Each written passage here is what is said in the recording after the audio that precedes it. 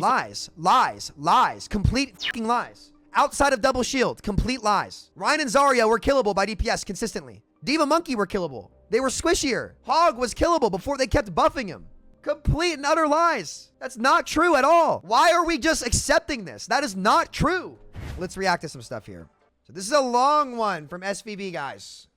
Okay, so I figured because the format discussion just doesn't seem to go away, I figured it'd be worth having a discussion about the pros and cons of like 6v6, 5v5, open queue, roll queue, and try and come to some sort of balance. And I'm really glad, I want to say, that SVB is also bringing up roll queue and open queue to the discussion, because like that might be a discussion worth having and trying to figure out.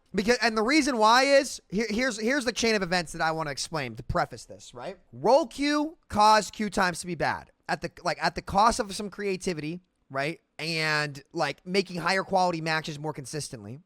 We decided to go to roll queue, right? Now, roll queue, there were some metas where roll queue's queue times were good.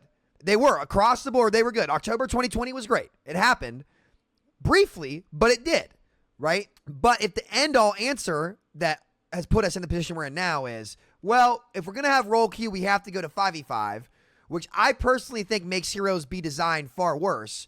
If that is the end outcome of roll queue, then maybe open queue is better because we can still have unique identity in characters in game. You could still stack up. We could do some kind of preferred roll queue, right?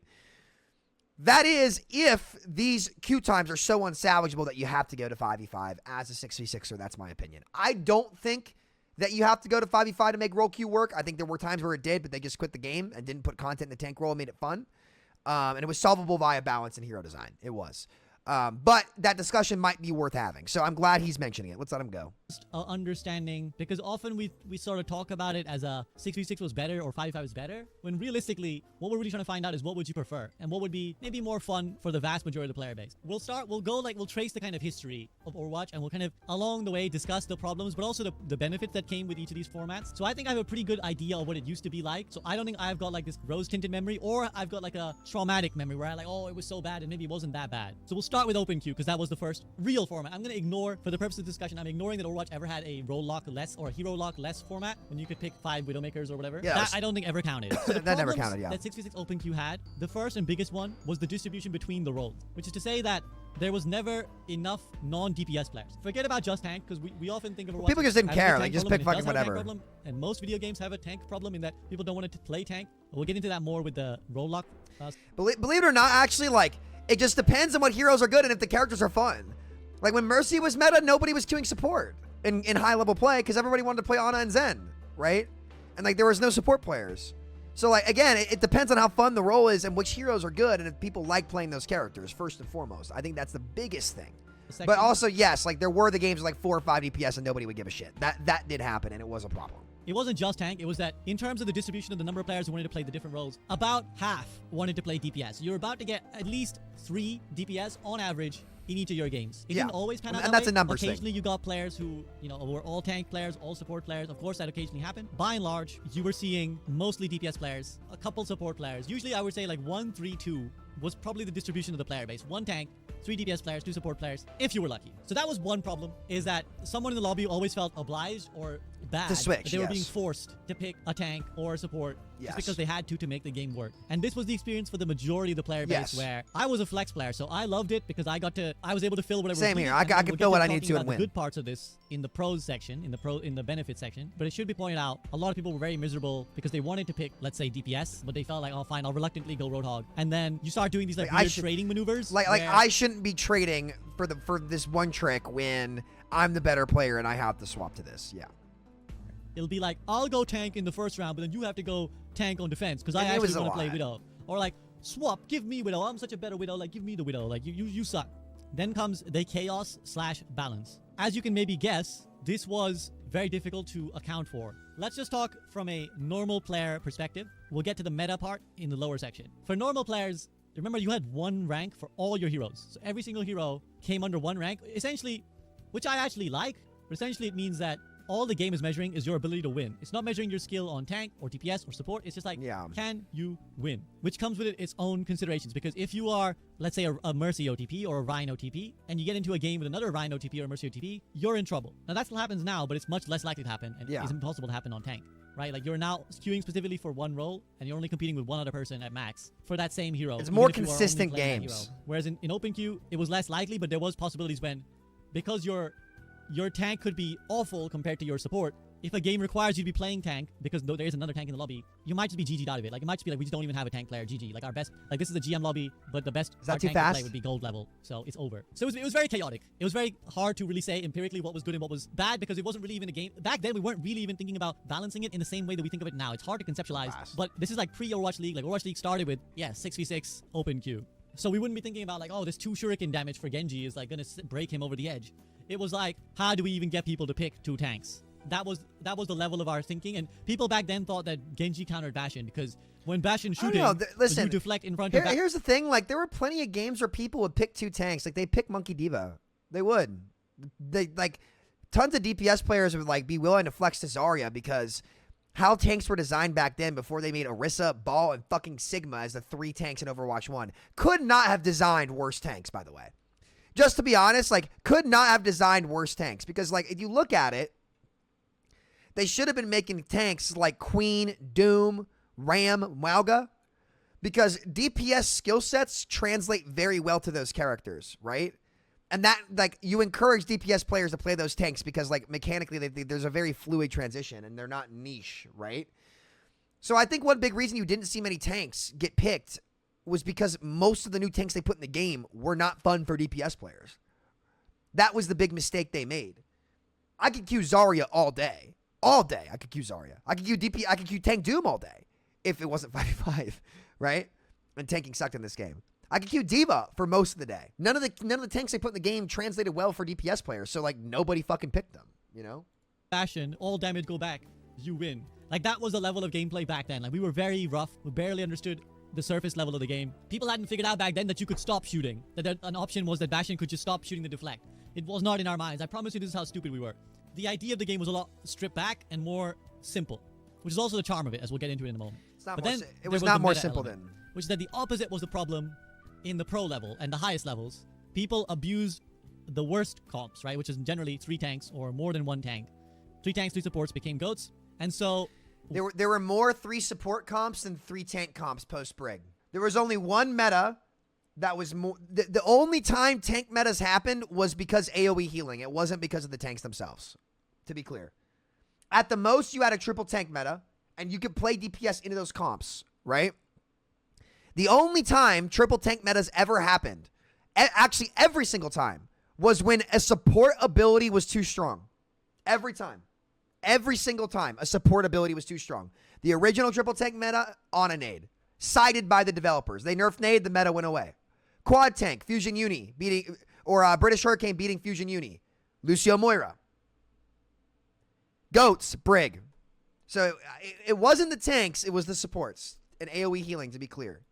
Once people figured out, and honestly, very quickly they figured out that stacking tanks was strong, you kind of just lost a lot. No. Stacking tanks was a viable strategy, but it had definitive downsides before they broke the support role that made it punishable. You would build DPS ults so fast, and there wouldn't be enough healing with Luciana to heal up all 4 tanks, that you could just absolutely bombard these tank comps with damage and win. But they made healing easier and easier and stronger over time, as Jeff Kaplan wanted to do with Jeff Goodman. They, again, make a complicated game and make it easier over time. And if you look at the supports they made, they went from Ana to Moira and then Brig and then Bap. Healing became way too easily accessible at no mechanical requirement to the whole team. That's what made the tank comps OP. What balanced them out and made them a viable strategy was the fact that it was too hard to heal them all. But when you make healing brain dead easy, it breaks the game. It was a design issue. It was not a format issue. So SVB is like, I'm not like, he's not wrong that these tankier comps became meta, but it was not because of the tanks. If that was the case, the tanky comps would have been played permanently before Moira was in the game, but they weren't. The only time they were played when Ana's name was too good, right? The tanky comps happened, but it was because of the supports and the accessibility of healing. It was not because of the tanks themselves. the stacking of tanks and the stacking of healing. Of course, there was large periods when 2-2-2 was the meta and people were playing like 2 tanks, 2 DPS, 2 supports. But if any role was suffering, it was usually the DPS, and usually they were sacrificed in favor of having a tank or support, which you can already see is completely at odds to how the... And the reason for that was because the damage that they were dealing did not outweigh the healing from supports when you added a tank with those broken supports. That's what the break point was. And I know this because I played back then. That's what it was. I played Brig. I played Brig in pro play. I know exactly what it was. If I died as Brig, Goats fell apart immediately. Immediately. The player base wanted to play. You have a player base that's majority DPS and an optimal way of playing the game that's majority tank and support. Yep. So after Open Queue, the devs introduced 2-2-2, aka roll lock or roll queue. There were multiple things they were trying to achieve with this. One, for those who don't know, again, the meta comp at the pro level became a thing called Goats. Goats was initially Moira, Lucio.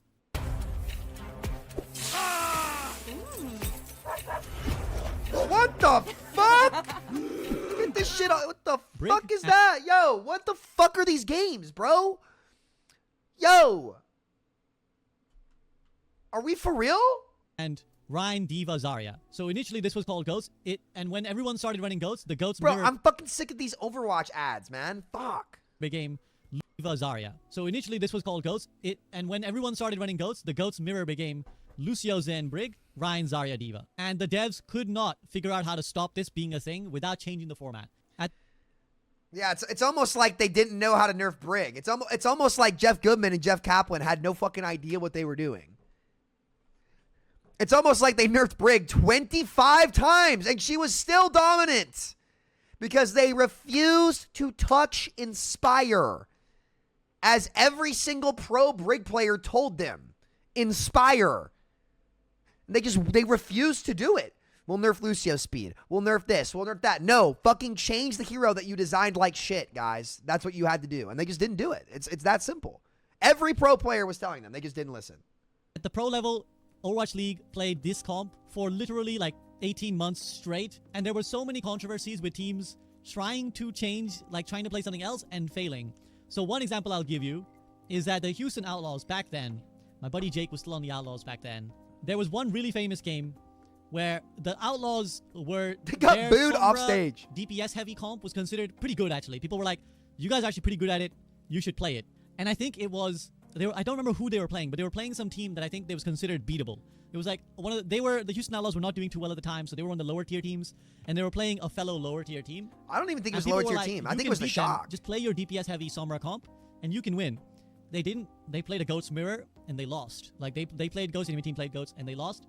And their fans laid into them. Their fans were like, "What the fuck are you guys doing? Why didn't you play Goats? Why didn't you play your DPS comp? Why did you play Goats?" And it was a pretty famous situation because the Houston Outlaw players, usually players don't react because it looks bad to yell at your own fans. But this was one situation where the players, understandably, were like, "Shut the fuck up! You guys don't know what you're talking about." The reason we don't play our DPS heavy comp is that it will not beat the majority of the enemy teams, like in the Overwatch League. If we want to win... You can't. It was so inoptimal on those 2 CP maps on Anubis walking out because, like, you would have to burn all your ults and then they just go to second. And, like, it's not about first point. It's about second point. And Goats just transitioned so well in the ult economy. Like, it was such a horrible developer issue. Like, again, like, Kaplan and Goodman were boomers in an era of the Zoomers. And Overwatch was the first Zoomer game.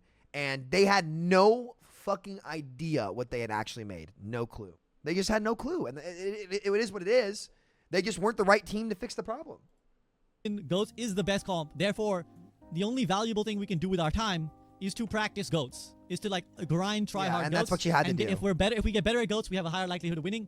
If we split our practice time between Goats and this DPS comp, and that was a huge problem we had on Triumph, right? Like guys, like when we won Open Division and went to contenders, like we were the first team. Like I think like ever in NA contenders, right? To go straight from open steamroll trials and be a top 3 contenders team in our division, right? We were top 6. Like, and we played statistically like Triumph because my Hanzo back then, like my Hanzo, I'm not kidding, chat, best in fucking NA. I'm not kidding. I farmed on Hanzo. I was so fucking good at Hanzo back then. I was a one trick. I grinded, right? But, like, we played a ton of DPS. Like, we played more DPS than anybody. Like, we played DPS, like, 70% of the time, so we just rolled through OD. But, like, by the time we got to contenders, like, our practice time was so split that, like, I had to be on Brig. I had to learn Brig. And so we had to sit down, like trying to balance between the two comps was so fucking hard. So like we ended up just playing more goats than anything, even though like we were better DPS players. Like we just couldn't. We had to use our time wisely. You'll just lose in both regards because we won't be practiced on either end. So that's how dominant goats was, that people were even afraid to try other things. Now I will add one thing, that there was the absolute last tournament before Roadlock was introduced, and we were told that Roadlock was going to be introduced. I think it was the Shanghai Dragons who played a 2-2-2 comp with Farah Mercy, and they actually won that tournament. So it is possible, and the longer goats went on, people did begin to adapt. They did start to mix Sombra into the goats, or Ana into the goats, specifically as an anti-goats measure. So it's not 100% that goats would have stayed forever, because people might have figured it out eventually, but we'd given it like 2 years, and people hadn't, at that time, perfectly broken it down. So the devs decided to switch to 2-2-2 for one big reason. Amy says they couldn't just tell the teams they weren't allowed to play certain comps. Well, that's not really how do you facilitate that. This is essentially what they did, but how do you facilitate that in an honor system? Oh, guys, don't play 3 tanks, 3 supports. Too much money on the line. Are we allowed to play 3 different tanks, 3 different supports? Or are we never allowed to play 3 tanks, 3 supports? Are we allowed to play 3 tanks? Too much money DPS? on the line. Are we allowed to play 3 supports and 1 DPS? Like, there's so many stipulations. So essentially, it is what they did. They Guys, like said, look, I'm not trying to toot my own horn. There was like post season 10, like season 10 to when I like made my contenders run. I was the best fucking Hanzo in NA outside of Al. Like my Hanzo was Al level for sure. But like, I'm telling you guys, the shit I did to people in scrims at contenders level was fucking unreal. I ripped these teams apart. Like, there was a scrim where we scrimmed Paris, and I put the Paris Eternal in a fucking pack. It was disgusting. Like, my team was geeking. Like we were laughing so hard. Like, we fucking farmed the shit out of them. It was fucking crazy. Like I was at my peak form. I was doing nothing but playing Overwatch. Like, I would scrim, stream, grind ranked. Dude, it was crazy. Like, no team would beat us on snipers besides XL2. They're the only ones who could, because KSP was that fucking good, or Kai was that good at Widow. Like, it was fucking crazy. you have to pick 2. Targay or Raxu didn't hold a candle to me in my peak form. Did not hold it. I love those guys. They're great. They're great players too. Great players. But like back then, dude, like my Hanzo was just, it was unreal. And I loved it. I loved playing Hanzo. He was so much fun because Dragon Strike was good because Bap Lamp was in the game. 2-2. And this also, quote unquote, became because, as I said, in ladder, people just weren't playing tank and everyone was playing DPS. So this forced a normal composition. Nah, Mason, now, we'll that get would to the split benefits of Q role times queue be bad. in the pros section, but the problems that role queue brought, queue times, the biggest, most prominent problem that will recur again and again and again, and maybe forever in the history of Overwatch. The minute that you forcing that there should be 2 tanks of this SR and 2 DPS of this SR and 2 supports of this SR, you're gonna have queue times. Because previously, you just needed to pull 12 diamond players, right? Which is so much easier to do. Like, imagine if anytime you're trying to build a lobby, you just need to pull 12 diamond players. Easy. But now, those 12 diamond players need to be 4 tanks, 4 DPS, and 4 supports. And as I said, the distribution was so whack, or so out of whack, queue times shot up. Instantly shot up. They now, did. They had to fix caveat. it. This was during a very low period of Overwatch. The role queue period, already by that time, the devs were not releasing too many heroes. They weren't balancing too often. The content had dried up, and the devs were already starting to make the PvE. So people will say that role queue never really got a fair chance because the devs never gave it a lot of life at the time, and the player base was a lot lower at that time. So that's also another reason why queue times were so high. But even at the best of times, the problem would have remained that the distribution of the player base just wasn't there. And so rather than getting Not that true. problematic... Not true. Not true. October 2020, it was great across all the roles, even in the high ranks. Even in the high ranks, it was good because like it was actually fun. Every role was fun. There was a point in time where it was balanced across each role. And Aaron even said that in his talk to Flats, where he said there was a weird point in time. And they admitted this. You can't take it back. So we know it happened. We know it happened. And it was, I'd put money on October of 2020. I put money on it, right? Where he said, like, in High Masters, for whatever reason, there was a weird point in time where, like, all the roles were getting queued the same. And that was because they made the game fun, and it was a lot of the core characters that people liked that transitioned well to DPS players, D.Va, Zarya, right? Were getting played. It was October 2020. And then they buffed Brig, they buffed Bap, they buffed fucking Mei, they buffed fucking Sim, and then they buffed Orisa again, and then the game was shit. That's what it was. So, like, it's just, like, queues were good in October of 2020. They were great. They were awesome. It turns out when you make all the roles fun in role queue, the queue times are good. It's just they didn't do that, and they killed the game after. manifested in the game, where you're having to flex around in the game. The problem was even before you get into the game at all. The problem was you can't. They even had get into the solved game it, and for- then they without broke waiting it. for 10 to 15 minutes. And this leads to the next problem: priority passes. So another trip down memory lane that some of you have never experienced, and you will maybe laugh, maybe you'll be like, "Oh, that was a good idea." When I tell you what priority passes were, if you don't know, because the above problem existed, the developers introduced priority passes. A priority pass was that if you queued flex or the role with the least desire, it was literally always tank. Basically, if you queued tank. So But if you he queued the is role with the right. least It player, is the you would least. get a priority pass. The way they distributed was 2 for a loss and 6 for a win. And so what ended up happening is you can use the priority pass. They needed to a queue gut hog. on then support or DPS, and you'll get a faster game because you've queued with a priority pass. And what Everybody ended up hated happening it. is you could not- Everybody fucking hated Roadhog, and then Jeff Goodman and their team was like, "Yeah, let's keep fucking buffing Hog. Let's make it so Hog. Let's take away Hog's weakness that he feeds ult charge, and just like, who cares?" And it was like, guys, no, like Hog needs to be a niche fucking character in Roadlock. Like people, the queue times are better when it's Ryan Zarya, Ryan Diva, Monkey Diva, Monkey Zarya, Ball flexed in and out here and there, right? Sig, Ball, Hog, nobody fucking likes. It's that simple. It's just, I don't know. realistically queue a reasonable time without a priority pass on DPS or support, especially DPS. So DPS queue He is time right, became though. like 20 minutes. I'm not even exaggerating. This is even at like Master. I mean, back then I was still GM, but even Master was like 15-minute DPS queue time. Even Diamond when was Roll like Q 10-minute first DPS came queue out, time. And it could get when a Roll lot- Q first came out and the meta was what was the meta again? Oh wait, fuck, that's right. It was 2 iterations of double shield because they didn't nerf it properly. Q times were ass. Yes, they were.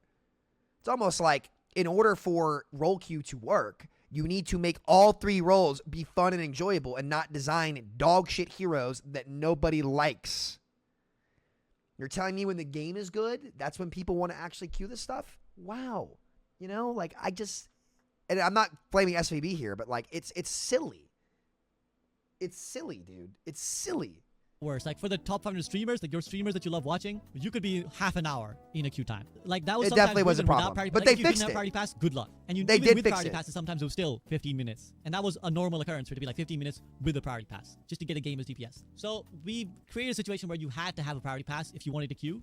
And so what people would start to do is queue tank, but really not give a shit. They would queue tank, queue and Hog. pick Roadhog, pick Because something that, like, they Blizzard didn't care what took was away happening in the Hog's competition. weakness. And A they were balance like, whatever, issue. I don't give a shit. Again. If I lose, I get 2 priority passes. And if I sneak a win somehow, I'll get 6. Back God, in 222, they were as horrible. you may have heard discussed in such discussions, the 2 tanks that you picked were super important. Like, it was super deciding to the game. There was like 2 states of it, right? It's like either your tanks have synergy or they don't. If both sets of teams have tanks that don't have synergy, fine. And if both sets of teams have tanks that have synergy, fine. Fair game. But if you ever got in a situation where your team had tank synergy and their team didn't have tank synergy, it was a free win. It was like No, it's you not. could be No, it wasn't. smurfing in that lobby and you'd probably still No, it lose. wasn't. Unless you were one of the tanks who was smurfing. No, it wasn't. That's completely wrong. What it was is when they went BAP and Brig and auto-denied DPS heroes' values to punish tanks, even in the right situations, that's when it was an auto loss. That's not true. That's not fucking true. I could carry any game on DPS until they went Baptiste and Brig because backlines were fucking punishable. And that's why the tank synergies got so good. And it wasn't just tank synergies. It was, did they pick double shield with these immortal backlines and auto-deny value from all the fun heroes in the game? That's what it was. And you can go back and watch. You can go back and watch. The difference of the game immediately changed the second they picked Baptiste and Brig because they had the single worst hero design and balance team in the history of modern gaming. That's what it was. Every time. Go grab me the VODs. I will pull them up and I will debate anybody on it because they know it's true. I'm so fucking sick and tired of people saying nonsense about this. It was never the tank synergies. It was when they picked BAP and Brig that you noticed the game immediately changed. You could kill Orisa Sigma when they played Honor Mercy. You could. You could. It was the second they went BAP and Brig that it was Jover. Every single time. Because again, it didn't matter if they picked the double shield. It didn't matter. You could play any of this shit into it. Right? You could kill things on DPS and overcome that when everything wasn't immortal at the skill floor because they made the most easy brain dead heroes that broke the game completely. That's all it was. My video proved this. Iron's video proved this. If you go back and actually break it down and listen to what the pros are saying, it's abundantly clear what did it. Abundantly clear.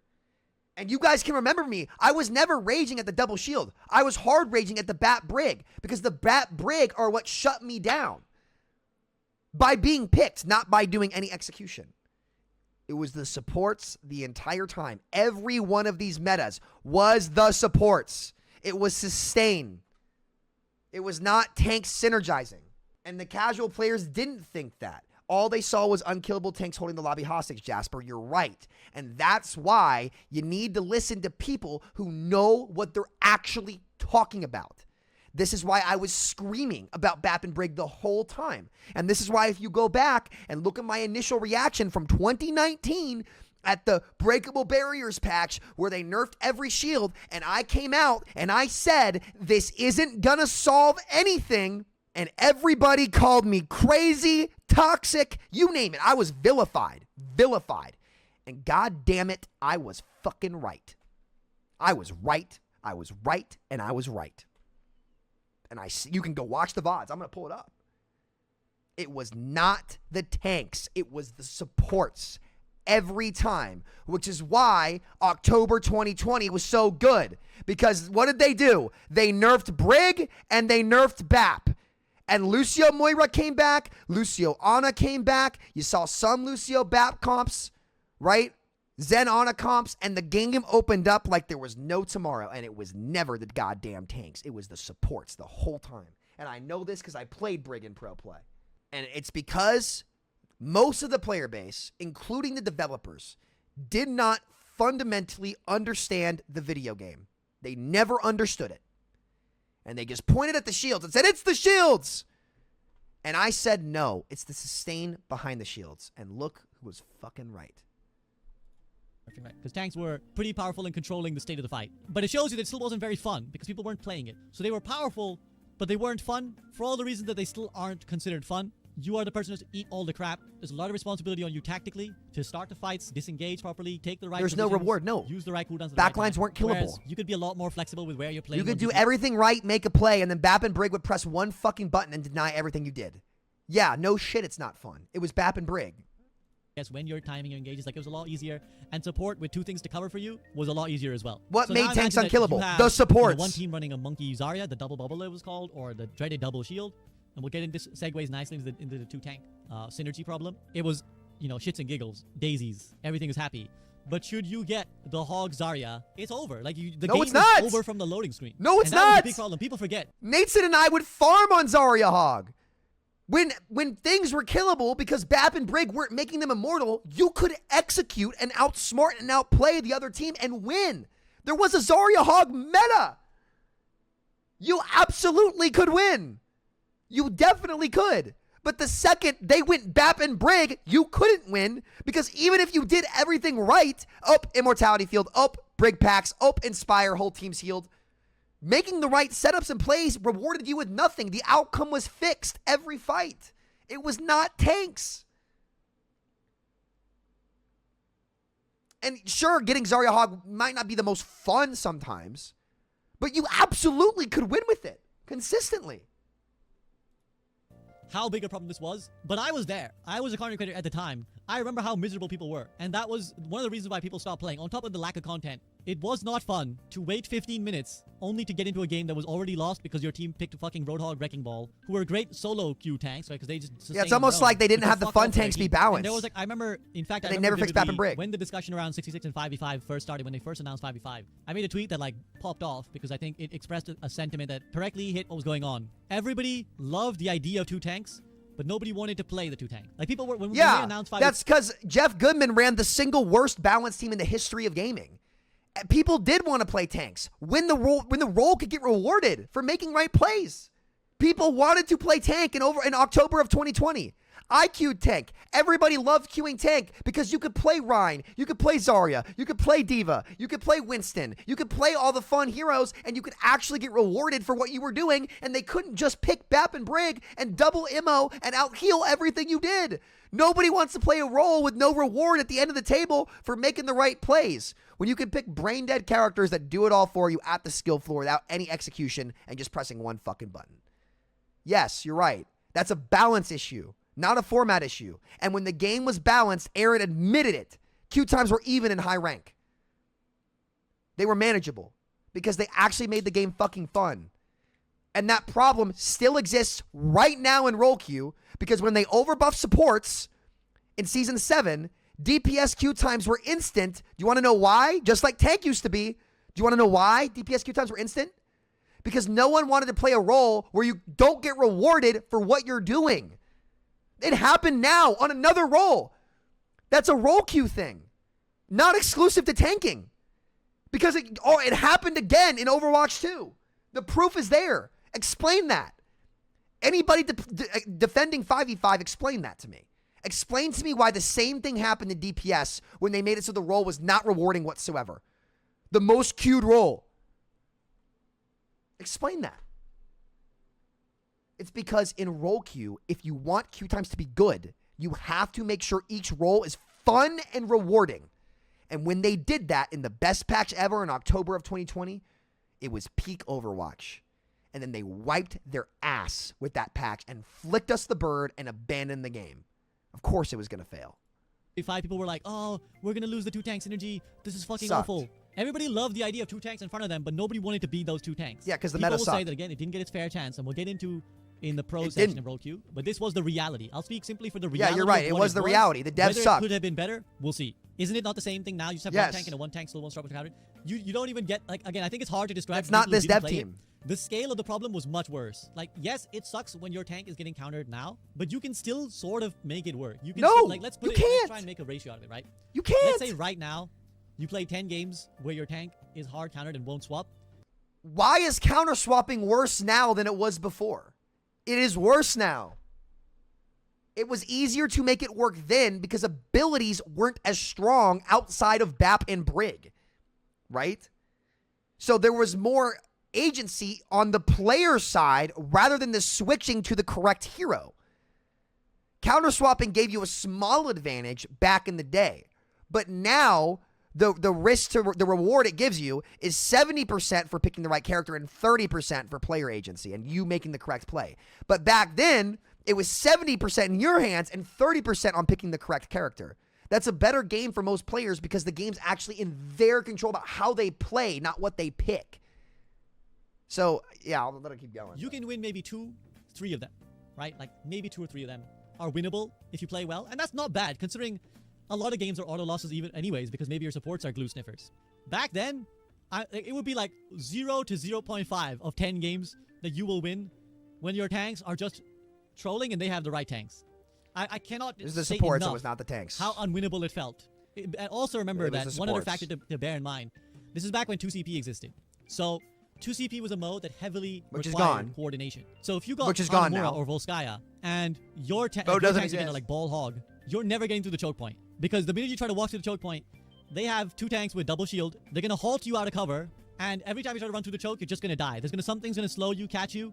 And your tanks are laughing because they're like, ha, I'm ball, I roll around in the back. Ha, I'm hog, I vaped my way into the back. People play double bubble. You as a support or DPS are never making it through, especially as support. You would. Yeah, you're right. That's why they shouldn't buff Roadhog and take away his weakness altogether. You're right. So it's harder for good hog players to climb because he should be a niche character that is good by some people. But what did Goodman's team do? They took away Hog's only downside, his ability to feed ult charge. People could play Diva on those maps all the time, and they did. But when you played Monkey Diva, they would just go Bat Brig and be able to brain dead counter you without actually having to execute or be good players at all. Support issue. Just like every other meta that Iron and I proved in our videos. Never make it through. So these are nuances to consider. That 2CP was a problem then. If we added role queue now 6v6, there would be a different, like it would be different. Maybe 2CP's gone. In push feels better. Probably feels better. And I've added visual. By the way, if they came out on double shield with Mercy Ana on 2CP, you would play dive and win every time. That is what happened. I wonder why. It's almost like they don't have insane AoE sustainability stacking on top of each other that have 0 mechanical requirement. But when they played Mercy Ana and there was mechanical requirement, you had to land your skill shots. And if you missed your skill shots, you were vulnerable and killable. Kind of like how the game used to work. That shit didn't happen. That's how the game played. Ask any pro player. Ask any of them. If double shield would have worked with Mercy Ana. They will all tell you no. Every single one of them will tell you no. Brig BAP. It's that simple. Because it was a problem in Open Queue too, but it was a much more prominent problem because we were trying to care about the esports of the game and trying to appeal to a wider audience. After our initial burst popularity when Overwatch 1 launched, we really struggled to attract players. And one of the reasons was the visual clutter. So one thing I should No. mention, and one reason the devs gave for why they went No. 5v5, No. it severely hindered what kind of heroes they could make, because they had to make tanks without a shield.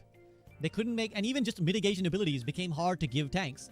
Because think about, let's say, a Sigma now. You're right? more Sigma limited in now. 222, I think most people say he feels like a really good 222 tank because he kind of does a lot for himself and he does a lot of different things. No, well. he's a 5v5 tank. Peacock is the exclusive streaming home of Sigma is a 5v5 tank. winner of 7 Academy Awards, including. But in 6v6 roll queue, it was horrible because his shield now stacked upon another person's shield is just too much. It's like, it's not just doubly better, it's exponentially better because he throws his shield out, and this is what used to happen. You like Orisa shield, the Orisa shield is like 900 HP and it's on a time. It's almost like Sigma was a 5v5 tank put in 6v6. Because if he was a 6v6 tank, he wouldn't have had Grasp as an ability. They overkitted him. They made Sigma a 5v5 Overwatch 2 tank, and that's what ruined the game. Sigma was the only tank, the only one from Overwatch 1, regardless of the meta, that no matter what in Overwatch 2, was always played on his maps as a self-sustaining tank. Because Sigma was overkitted. It was Jeff Goodman and Jeff Kaplan's flawed hero design, where they thought they were making an easier game, when in fact, they were actually just overkitting characters. And if you look at what's happened with Sigma compared to Reinhardt in this game, that's proven to be true. 6v6 doesn't limit hero design. It allows them to have tanks that have weaknesses. 5v5 tanking, every tank has to be able to do everything or it will never get picked in a one-dimensional gameplay looper style. Sigma, Mauga with his cardiac overdrive. Ramaktra has to be able to shield, poke, and block. 6v6 doesn't limit hero design. It expands it and allows them to make characters that actually have unique niches that have weak points. But you can't do that in 5v5 or the hero will never get picked. This is completely wrong. 6v6 enables hero design. 5v5 limits it. Timer of like, I want to say at some point it went down to like 6 seconds. The thing is like, let's say 9. You shoot it, and when she drops it, the cooldown already is starting to go. So there's like a funny trick you could do where before, Sigma, like if you're set, Sigma either should have had no shield and only grasp, or a shield and no grasp, and then he would have been fine. Grasp is a better defense matrix. Because if you shoot him, he fucking heals. Imagine if you shot into defense matrix and it healed D.Va. Imagine that. Imagine if you shot a Zarya bubble and it didn't only give her charge, but it gave her overhealth. Like, what are we talking about here? What are we looking at? And how he's performed in Overwatch 2 completely proves that he is a 5v5 tank that was put in 6v6, and it's no fucking wonder it broke the game. setting up on 2CP or any map, if you're defending, you just look up in the sky and throw your Orisa shield as the round's about to start. It'll take like 5 seconds to come down. By the time it lands, your cooldown's at like 3 seconds. And so they walk in at the time that your shield just drops, and then they shoot it. In 3 seconds, you drop another one. And then when that breaks, the Sigma throws his shield. Now his shield is going to take a while to break. Then he grasps. Then the Orisa, by the time his grasp is done, the Orisa drops her next shield, and now you go again. So it wasn't that just it's doubly good to have shields, it's infinitely better. Because the shields are like, now, if a Sig has, let's say, 40% uptime on his shield, it's now 100% uptime on shields in the game. So this was a fun... It wasn't the shields, okay? Because if they were only plotting barriers, you could play dive and jump past the shields and rip the comp apart. What was it that Orisa, Sigma, and Bap and Brig had that would, if you went past the shields, what happened? Fortify. You know what the devs did to Fortify? Absolutely genius. You know what? Let's make it so that you can't headshot through Fortify. You couldn't fucking crit the Orisa. Who the fuck thought that was a good idea? So you go past Sigma. Oh, he has Grasp. He has an extra ability that Reinhardt wouldn't have. Because if you break Rein's shield, what happens to him? He's a sitting duck. Oh, you jump on Brig? Okay, self-sustain for everybody. You just enabled my entire team. Oh, you jumped in, BAP, or Mortality Field. Everything that you did, even if you did it right, no value. We actually are going to kill you because you'll die for jumping in. It was not the barriers, which is why when you cut the barriers in half, it didn't change anything. It was the sustain abilities for these heroes that had no weakness, just like every Overwatch 2 tank, because they have to be designed that way, that made double shield meta. It was never the barriers. It was the sustain abilities behind the barriers, as I've said for 5 years, and I've been proven right on. That was the problem.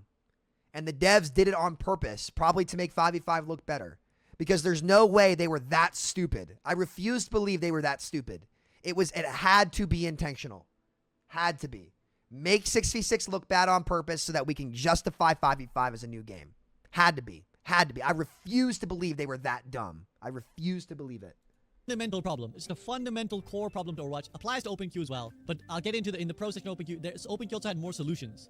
Role queue had less solutions. They'd worked themselves into a corner. How do you design a tank that doesn't add to that problem? How do you design a tank that doesn't also just like, if I eat stuff, will it be obnoxious? You design tanks with weaknesses. You don't make 5v5 tanks. Let me know. I'm going to start designing the 5v5 problems. So queue times are still a problem in 5v5, and I put brackets less so because it's less than 6v6. One of the reasons we swapped to 5v5 was, hey, we never have enough tank players. Fuck it, let's just take one out.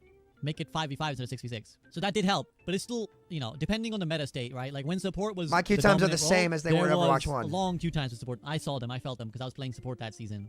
Now instead of 10-minute queue time, 6 is big. Yeah, exactly. So now instead of 10 minutes, it's like 6 minutes. Still not great because you don't want to spend that long queuing. So I'm putting tank counter swapping here, and the tank design we'll get to is a separate issue. As I said, there was always been a tank problem in Overwatch in just different flavors. So the current flavor is tank counter swapping, which is that everybody knows if you play Overwatch currently, it is miserable when you play tank. The enemy team, not just enemy tank, it started with just the enemy tank, but now it's everybody, is going to switch to the thing that hard counters you.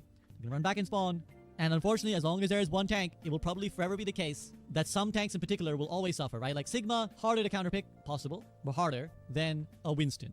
Right? Winston, much simpler to counterpick. So wait. Why is Winston easier to counterpick than Sigma? It's almost like Winston was designed like the original tanks in the game that had weaknesses, but Sigma was designed with no weaknesses. Huh.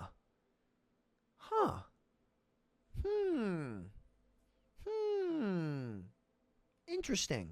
I wonder why. Some tanks will always suffer. Any tank player will suffer because people know that the one tank has the most responsibility. They have theoretically the most power in controlling the game. They don't. And so if you can focus them down and counter swap your comp to get to them, you're probably going to win. So that's a big problem. And fundamental, I think, to 5v5 role queue may not change. Sanded down games. What I put down is this is a sanded down version of the game. Yeah. And this has been true of every subsequent change after the hero limits. So 6v6 open queue was the most diverse and fresh game you could get. 2-2-2 was a lesser but more sane version. So again, when you bring the chaos down, you can play triple tank. More stable games, but the stability is a bit boring too. You don't get those cool, awesome games, but you don't get the wild shit games as much. You do. You still got the cool, awesome games in 6v6 role queue. You did. You still had them. You still had different styles of comps getting played into where you still had tons of playmaking. Like there was a ton of different stuff outside of double shield that was fun. There was a ton. You did have less creativity. You couldn't play the triple DPS comps. You couldn't do that. But it didn't feel like you did not lose playstyle options. Very few heroes lost playstyle options. Hog being flexed to by a support player on maps like Junkertown was lost, but like I could count on one arm, or one hand, how many playstyle options got completely lost. It was literally just like Roadhog. That was it. All the other tanks still maintained and other heroes really maintained their playstyles. All of them did.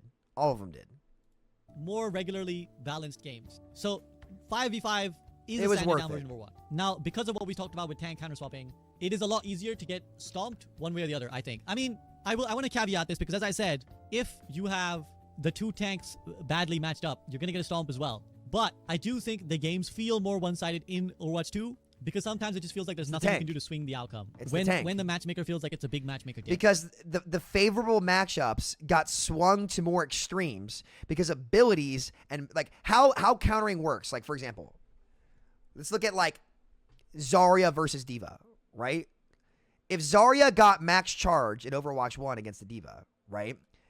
Zarya was still favored in that matchup, right? Because she could get max charge and beam that D.Va down, in a 1v1, right? It was a 400 HP Zarya with one personal bubble against a 600 HP D.Va with armor and a 2-second DM, right? In Overwatch 2, that Zarya has higher base health, so it's easier to bail her out, right? 2 bubbles for herself. And while D.Va has more health, she has a 4-second DM now instead, which doesn't do anything to Zarya. So if you're playing in shit low elo, right, that counter is now more prevalent in all ranks. Because in Overwatch 1, if you were playing Zarya into D.Va, if the D.Va baited your personal bubble and was good at not taking damage, she could then fly on you and kill you way easier than she can now. Because now that Zarya has 2 bubbles and higher base health. So she effectively has fucking 400 more HP for herself that you can't pierce as D.Va even if you make the correct decision. Which is why in this game, guys, it's instead of being 70% in the hands of the player and 30% in the hands of the pick, that has reversed in that it's 30% in the hands of the player and 70% in the hands of the hero. Because the heroes at their floor are so much stronger and more favored in the matchups that they're good into. That is bad game design. You don't want it to be in the hands of the hero. You want it to be in the hands of the player. Love. So it's in their Please control. react to Flat's 6v6 fifths v5 take after this, please. It didn't make any sense to me. I'll check it out. But do you guys understand? That's why you feel like you have to swap more. Because the matchups that were favored are now way more extreme, and instead of that only being at high-level play, because it's at the base of the character and it's just been given to every hero, it's on every character in every rank. Which is why when you now have a bad tank, and that matchup is not good for them at all ranks, it's even more extreme because then when your tank loses that matchup, there's not another tank to offset it. So you as a DPS and a support player are now facing an even stronger tank that you can't pierce as easily on your own. If my Zarya got outplayed by that D.Va in the matchup and she made a mistake in Overwatch 1, as an Echo player, for example, it was only a 600 HP D.Va with 2-second DM. If I could rip her in half with an Echo Beam, even if she counters my Zarya, by positioning correctly and beating her. But say that D.Va somehow outplays the Zarya now. That's a fucking 800 HP D.Va with 4-second DM and like way more health with stronger support base healing to pierce it. I can't kill her. I can't. It is significantly harder, regardless of my player skill, to kill that D.Va player. And that's why 5v5 is worse. Right there. It doesn't enable player agency. It's so much more about what you pick and the game forcing the outcome on the player instead of the player creating the opportunity themselves, which is what made Overwatch 1 so beautiful. And that is a big, big problem that 5v5 has brought to the table that nobody is willing to address. And nobody talks about it. That's why you see more Steamrolls in this game. So that's a very important point that I want to hammer home. And I don't know exactly why. Maybe it's just because, like I said, the tank can be isolated. But even sometimes it's not just the tank's fault. Sometimes just the supports are not the right pick. And you kind of get the games feel more one-sided in Overwatch 2. Because sometimes it just feels like there's nothing you can do to swing the outcome. When the matchmaker feels like it's a big matchmaker. And game. that's why. And I don't know exactly why. Maybe it's just because, like I said, the that's tank why. I just explained why. Isolated. But even sometimes it's not just the tank's fault. Sometimes just the supports are not the right pick. And you kind of get stomped a lot. So I don't know I can't put my finger on the pulse of exactly what is the cause. That's what the cause I think is. That's the cause right there. Observance from people. And then tank design. What I mean by this is we had the problem in 6v6 with you couldn't make tanks that mitigate. We've also got a problem now in 5v5 where if one tank can't deal with certain things, it's often problematic. It's not the same problem wasn't in 6v6. They started designing the 5v5 tanks in 6v6 and that broke the game. So now we're stuck in a format where you have to design the tanks that break the game or they don't get played. It was never a problem in 6v6. They just started designing 5v5 tanks in 6v6. So now, and then they blamed the 6v6 format for why it didn't work. It was never 6v6. It was the exact design format that they have forced themselves into right now. That is the problem. That is the problem. It's delusion. They literally all do it now. And so now we're stuck in the format where they have to keep making these fucking heroes in the way that makes the game impossible. And less enjoyable and less reliant on what you're doing and more reliant on what you pick. That's not a better video game. It's not. What makes a great video game is you as the player having the control. I'm not playing a video game to have the game play it for me. I'm playing a video game so I can play it. That's what 99% of players are. Right? So tank design was not a problem in 6v6. It was a problem in 5v5. And then the only times it broke 6v6 was when they made tanks like 5v5 tanks. So we see this with most prominently Mauga and Roadhog, right?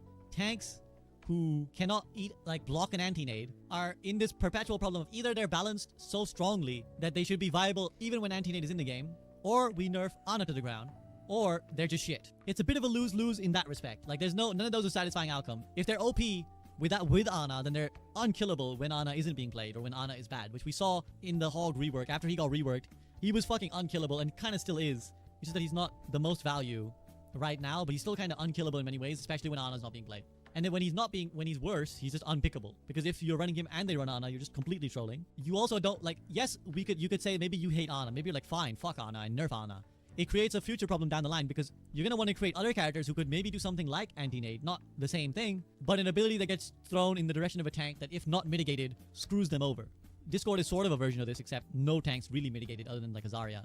All of these are problems with 5v5, and if there's anything else you want to mention before I start talking about the pros of these particular formats.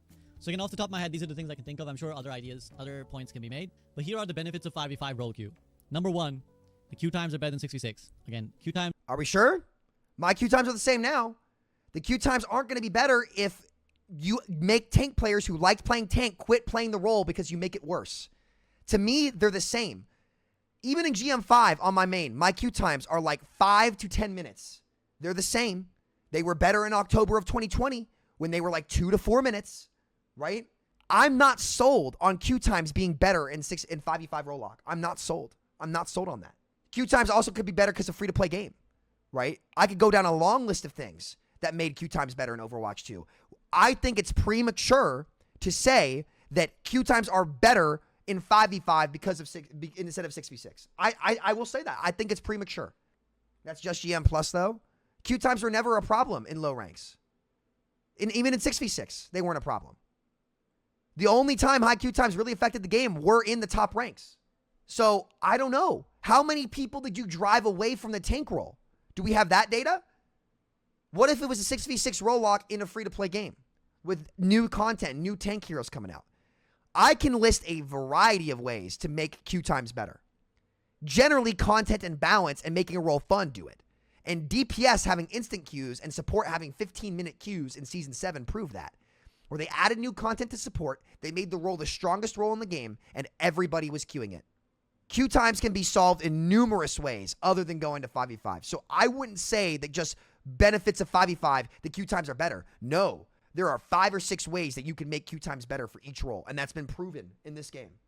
That's been proven in this game. So you can't exclusively say that this is because of 5v5. Are still a thing, but they're a lot better than 66 purely because we need one less tank. And on top of that, we've gone free to play, so that's another benefit that is unfortunately not 6v6's fault, but we've gone free to play, so we have like a bigger player base. Okay, in general. that's not a format thing. The disparity doesn't seem as bad. Like obviously now with 1 tank and 2 DPS and 2 supports, it feels a little bit more even in terms of how many people want to play each of those. Tank is still the least, but it's a little bit more even, especially between DPS and support. Tank is the least because the role is shit to play. Like they ruin the fun of the role. Also depending on the meta state and who's strong. We've seen supports be the most picked role by far. Less players equals quicker games. It's another just benefit. It's not just that you've removed 1 tank, but going 10 players in the lobby instead of 12. Again, just quicker, better in terms of matchmaking. And these are not, again, I said this on the podcast. How is matchmaking better when there's more Steamrolls? Is matchmaking better? I've seen more lobbies that people have instantly given up in Overwatch 2 than in Overwatch 1, ever. There have been more times in Overwatch 2 where kids have just been like, G, we lose, because they can't overcome the tank mismatch than I ever did in Overwatch 1 with OP tank synergies. So, I don't know about that. But these are not necessarily sexy solutions. They're not like a sexy problem to talk about, like, oh man, queue times are faster, but it is huge. Now, more freedom for DPS and support. So, undoubtedly, DPS and support players can do a lot more when there's 1 less tank to shut them down. This was, again, one of the big appeals of 5v5 was that, as I mentioned, when 2... You don't have more freedom when you have less options. There aren't more options. We didn't create more options. We made the game one-dimensional and only play in one style. That's not more freedom. That's a watered-down, one-dimensional, lesser product. You don't have more freedom. It's just simpler. The game is simplified. That's a simpler game. Like, listen, that's like saying basketball, you have more freedom because you remove the 3-point line. Well, what do you mean? You don't have to guard the 3. The reward's the same everywhere. It's a simpler game. Or if you made basketball 4v4 and removed the center, it's not more freedom. You could say it's easier to access space, but you haven't actually given more options to players. You've taken them away because you can't punish tanks anymore individually because they're so tanky. So the only option you have is to either duel their DPS or duel their support. If you're shooting the tank, you're trolling because you can't kill them. But in Overwatch 1, you actually had the option to punish tank players when they misplayed because the tanks were easier to punish. There were more options than 6v6, unless they picked what? Baptiste and Brigitte, who denied all options and ruined the game and made double shield. You don't have more freedom. The game forces your one-dimensional playstyle. Now, is it unplayable? No, it's not unplayable. I'm not saying it's unplayable, but you don't have more freedom. Taking away a ton of options and gameplay options for the game and then saying you have more freedom now because you can't get like a tank in your face that was killable before. Now you have one immortal raid boss in front of you, unless you go duel the DPS or the supports on the side and win that first. So like, I don't think it's fair to say you have more freedom when you have less options. It's simpler. It is the correct thing to say here would be like, it's a more watered down, simpler game that requires less effort to get value. Two tanks were stacked on top of each other, doing shit. You were often just completely powerless as a DPS or a support to do anything. The biggest playmaking you can do, again, one of the big appeals of 5v5 was that, as I mentioned, when two tanks were stacked on top of each other, doing shit, you were often just completely powerless as a DPS or a support to do anything. The biggest playmaking you can do is to heal your tank up. And this is why we... Lies. Complete fucking lies. Outside of double shield, complete lies. Ryan and Zarya were killable by DPS consistently. Diva Monkey were killable. They were squishier. Hog was killable before they kept buffing him. Complete lies. Complete and utter lies. That's not true at all. Why are we just accepting this? That is not true. You could 1v1 any tank in the game aside from which heroes? Orisa and Sigma. No fucking way. True, my Qs where fine I was diamond plus I always used LFG. Met so many people using LFG flats, said no one used LFG. That was a big lie. Lies. Gaslighting. That is not true. Zarya was 400 HP with one bubble for herself that if you forced it, she would explode.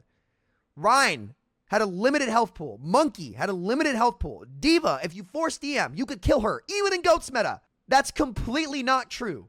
The only times that this ever happened were from DLC game-breaking characters that were more so designed for 5v5, ironically.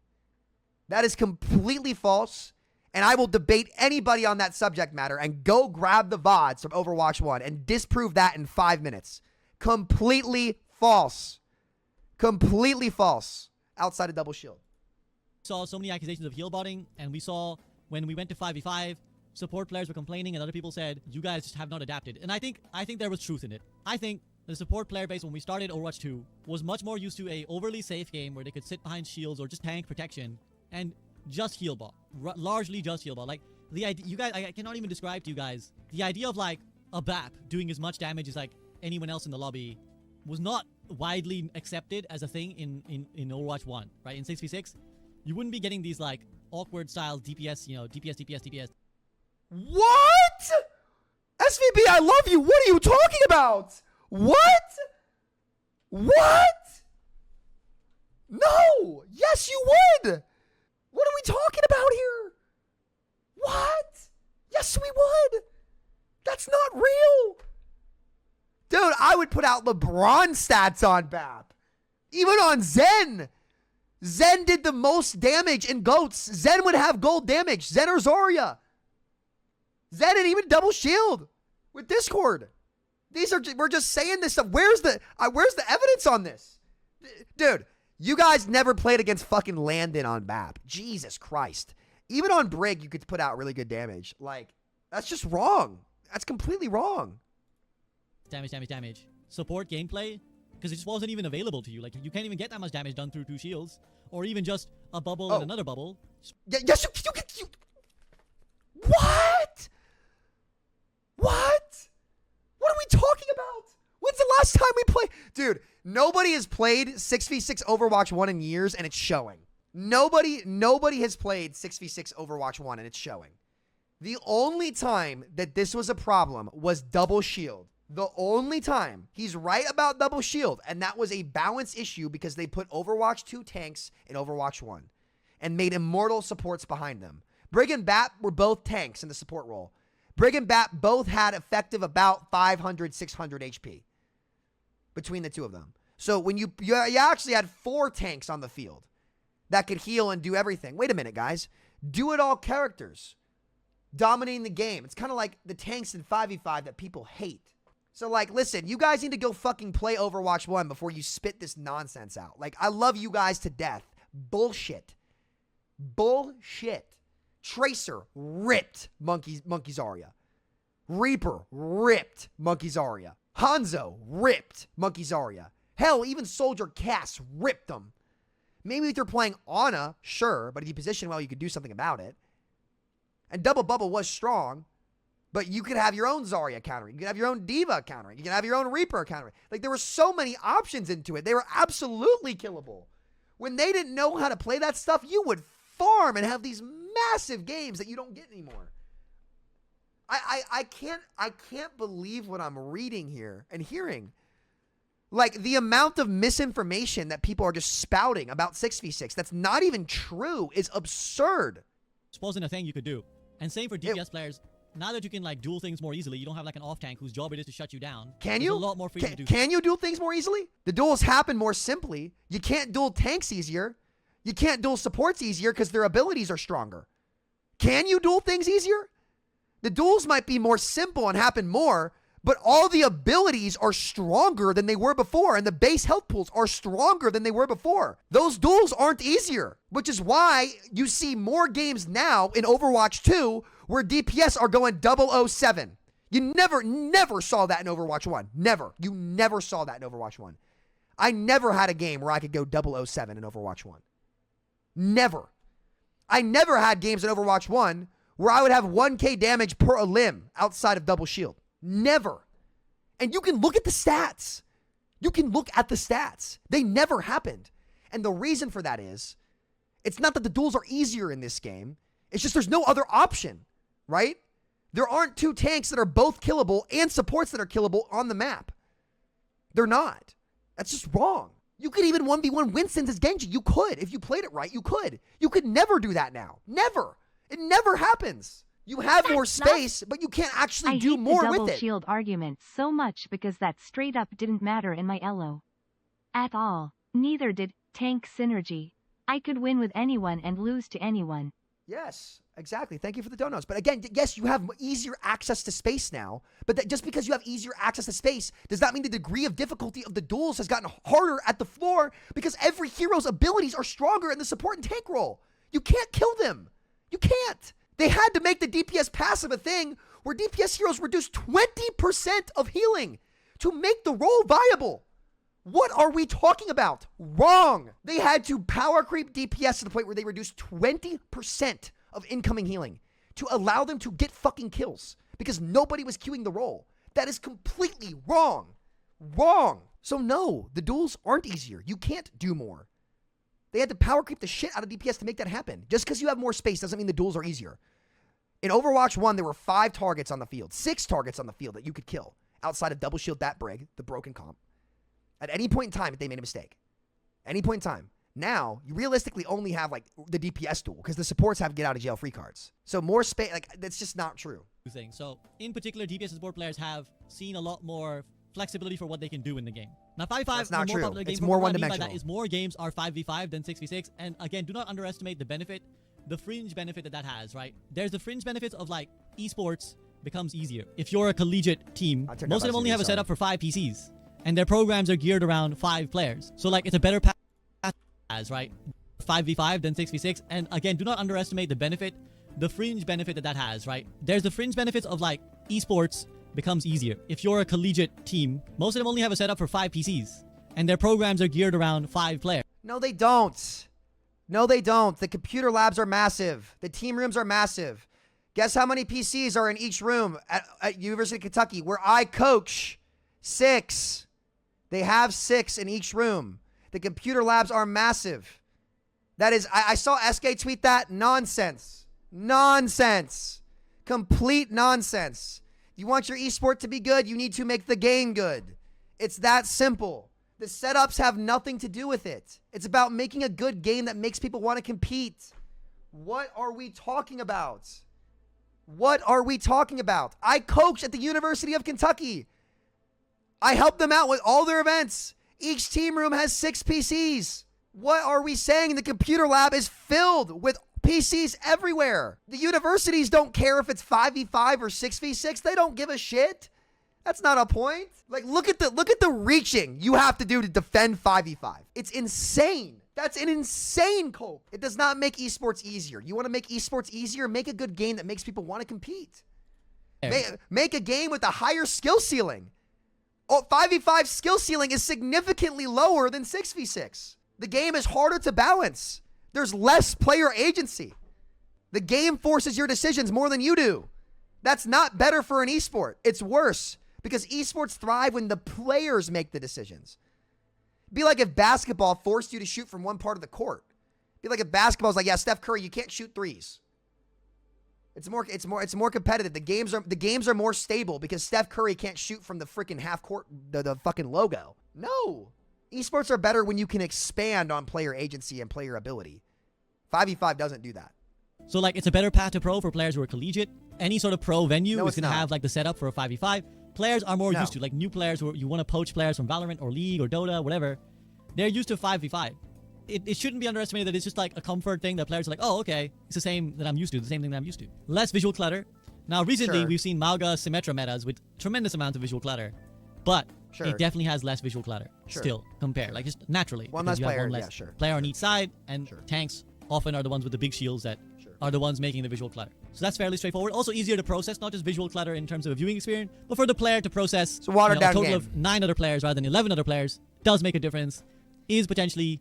It's easier to order a burger at McDonald's than a tomahawk at a steakhouse. Sure. But is the Big Mac better than a tomahawk steak? Oh, shit. Less overwhelming to get into. And finally, more stable games. So when we went from open queue to roll queue 6v6, and this will come through in the benefits of 6v6 open queue section, we sanitized the game a lot, right? Quick play became bearable.